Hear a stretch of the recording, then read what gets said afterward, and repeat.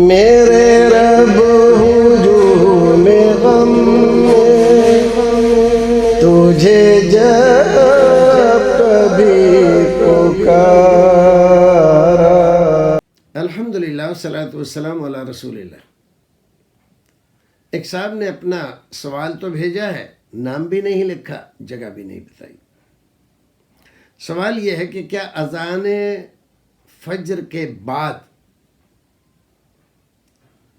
نفلی نماز پڑھی جا سکتی ہے؟ دیکھیے، رسول اکرم صلی اللہ علیہ وسلم سے جو ثابت ہے اور اکثر علماء جس کے قائل ہیں وہ یہ ہے کہ اذان فجر کے بعد رسول اکرم صلی اللہ علیہ وسلم صرف 2 رکعت نماز ادا فرماتے تھے، اس سے زیادہ کا آپ سے ثبوت نہیں ہے۔ بہتر یہ ہے کہ ہم رسول اکرم صلی اللہ علیہ وسلم کی سنت کو اپنائیں اور اگر مگر چھوڑ دیں۔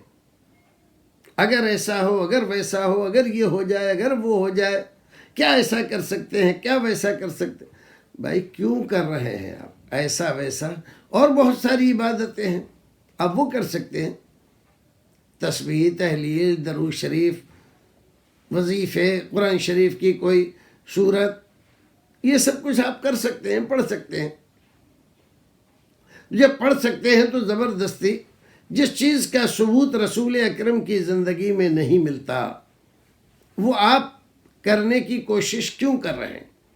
علماء کرام سے پوچھ کر کوئی نہ کوئی گنجائش اس کے لیے پیدا کرنا، یہ طرز فکر ٹھیک نہیں ہے۔ بہتر یہی ہے کہ اذان فجر کے بعد ہم 2 سنت پڑھیں اور اس کے بعد جو وقت بھی ہمارے پاس بچتا ہے اس میں بیٹھ کر درود پڑھیں، تسبیحات، تحلیلات، سبحان اللہ، الحمدللہ، لا الہ الا اللہ، اللہ اکبر، ولا حول ولا قوت الا باللہ، یا خالی سبحان اللہ، یا خالی الحمدللہ، اور بھی بہت ساری دعائیں ہیں دن کے شروع میں پڑھنے کی۔